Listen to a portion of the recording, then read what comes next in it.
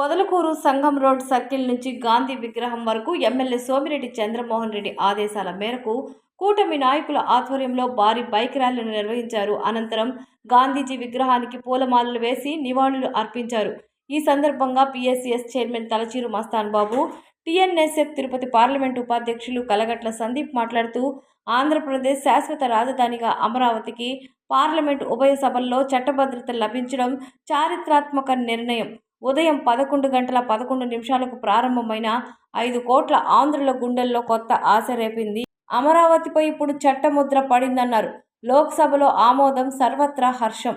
ప్రధాని మోడీకి కృతజ్ఞతలు తెలియజేశారు. ఇక ఆ రాజధాని నుంచి ఒక్క ఇటుక కూడా ఎవరు కదిలించలేరన్నారు.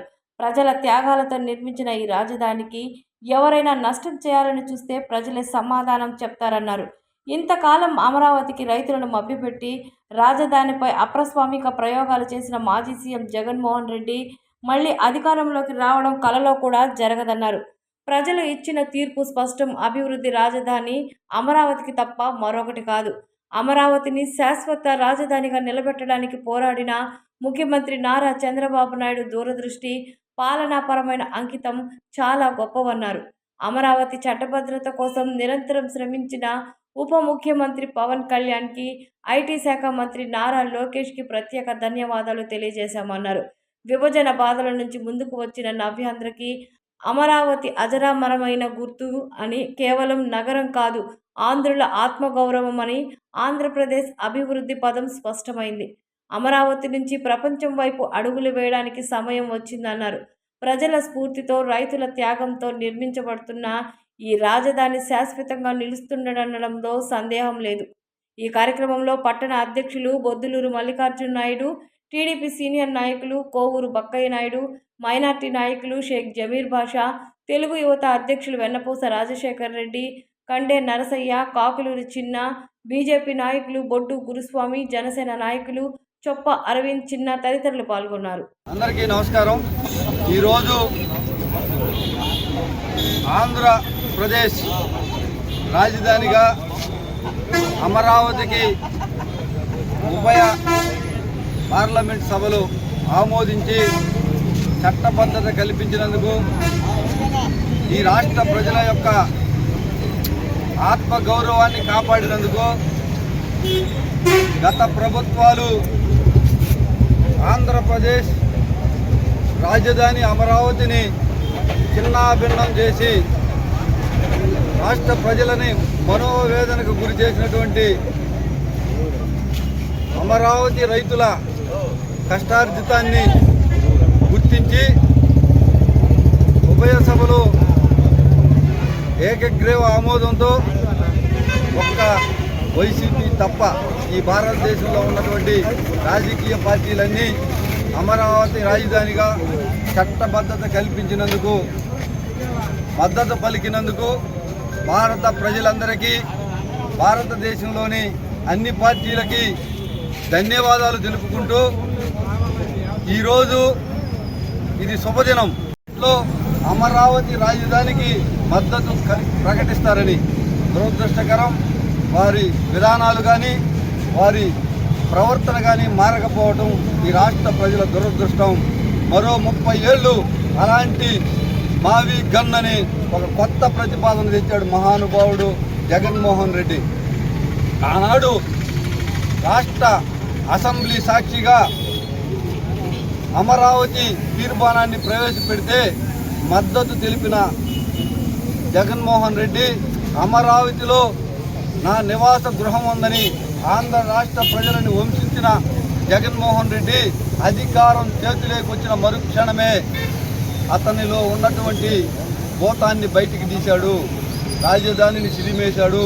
ఈ రాష్ట్ర ప్రజలు బాగుపడటం అతనికి ఇష్టం లేదు, ఈ రాష్ట్రం సుభిక్షంగా ఉండటం అతనికి ఇష్టం లేదు. మరోసారి అతని కుయుక్తులు, అతని యొక్క మానసిక పరిస్థితిని ఈరోజు మావిగన్ అనే ఒక సిద్ధాంతంతో మళ్ళీ తిరగదోడాడనే విషయాన్ని ఈ రాష్ట్ర ప్రజలు గమనించాలని, అమరావతి శాశ్వత రాజధానిగా ప్రతిపాదించినటువంటి గౌరవ అమిత్ షా గారు, హోంమంత్రి గారికి వెనకుండి ఎంతో కృషి చేసినటువంటి మాజీ ఉపరాష్ట్రపతి వెంకయ్యనాయుడు గారికి కూడా ప్రత్యేకమైనటువంటి ధన్యవాదాలు తెలియజేసుకుంటూ సెలవు తీసుకున్నాం. ధన్యవాదాలు. రాష్ట్ర విభజన జరిగిన తర్వాత 2014 ఎన్నికల్లో మన్యశ్రీ చంద్రబాబు నాయుడు గారు ముఖ్యమంత్రి అయినాక రాష్ట్రం పసిబిడ్డని ఎత్తుకున్నట్టు కట్టుబట్టలతో ఈ యొక్క అమరావతిలో తాత్కాలిక రాజధాని ఏర్పాటు చేసుకొని రాజధానిగా ప్రకటించుకొని అక్కడి నుంచి అభివృద్ధి వైపు కొనసాగుతూ ఉంటే జగన్ ఆ రోజు నాకు అమరావతిలోనే రాజధాని పెట్టండి, మీరు 20,000 ఎకరాలు 10,000 ఎకరాలతో పెడితే అట్ట 30,000 ఎకరాలు తీసుకొని పెట్టండి అని చెప్పి సలహా ఇచ్చి అసెంబ్లీలో మాట్లాడి 2019లో ఈ యొక్క అమరావతిని కొనసాగించకుండా 3 రాజధానులు తీసుకొని వచ్చి ఎక్కడ చంద్రబాబు నాయుడు గారికి మంచి పేరు వస్తుందా, ఎక్కడ తెలుగుదేశం పార్టీ ఆంధ్రప్రదేశ్ ప్రజల్లో నిలిచిపోతుందా అనే దురుద్దేశంతో అక్కడుండే చుట్టుపక్కల ఉండే ప్రాంతాల మధ్య వైషమ్యం రెచ్చగొట్టి 3 రాజధానుల ప్రకటన చేసి అమరావతికి రావాల్సిన కేంద్రం నుంచి ఇవ్వాల్సిన నిధులు కూడా తెచ్చుకోలేని సహాయ స్థితిలో జగన్ అమరావతి యొక్క నిర్మాణాన్ని ఏదైతే నిర్వీర్యం చేశాడో, అదేవిధంగా మా అమరావతిని కాపాడండి అని సుమారు సంవత్సరం పాటు అక్కడ ఉండే అమరావతి రైతులు, మహిళా రైతులు పాదయాత్ర చేపడితే ఆ యొక్క పాదయాత్రను కూడా సజావుగా జరిపించకుండా మన యొక్క నియోజకవర్గం సంబంధించిన వైసీపీ నాయకులు కూడా అడ్డుపడి వాళ్ళు బాగానే ఆశీర్వదించిపోయారు. నువ్వు ఎట్ట గెలుస్తావో చూద్దామన్నారు. అదే విధంగా జరిగింది. కాబట్టి జగన్మోహన్ రెడ్డి గారు కూడా ఒకటే ఆలోచన చేయాలా, ప్రాంతాల మధ్య వైషమ్యాలు రెచ్చగొట్టి తద్వారా ఓటు బ్యాంకింగ్ సంపాదించుకోవడం అనేది జరగదు. మా మండలాధ్యక్షుడు గారు మస్తాన్ బాబు గారు చెప్పినట్టు అది దేవతల రాజధాని, దాని జోలికి పోతే ఈ పార్టీకి పుట్టగతులు, వైకాపా పార్టీకి పుట్టగతులు ఉండమని మరొకసారి తెలియజేస్తూ ఈరోజు ఏప్రిల్ 2, 2026 ఉభయ సభల్లో ఆమోదం పొంది ఎవ్వరు మావిగన్ కాదు, ఇంకో గన్ను కాదు, జగన్ కాదు, ఎవరు వచ్చినా అమరావతి రాజధాని మార్చేదానికి వీలు లేకుండా చట్టబద్ధత కల్పించిన దానికి చంద్రబాబు నాయుడు గారికి, పవన్ కళ్యాణ్ గారికి, ప్రధానమంత్రి గారికి ప్రత్యేకమైన కృతజ్ఞతలు తెలియకుంటూ ఈరోజు రాష్ట్రం మొత్తం మీద తెలుగుదేశం పార్టీ శ్రేణులు అయితేనేమి, రాష్ట్ర ప్రజలైతేనేమి హర్ష వ్యతిరేకాలు వ్యక్తం చేస్తూ ఉన్నారు.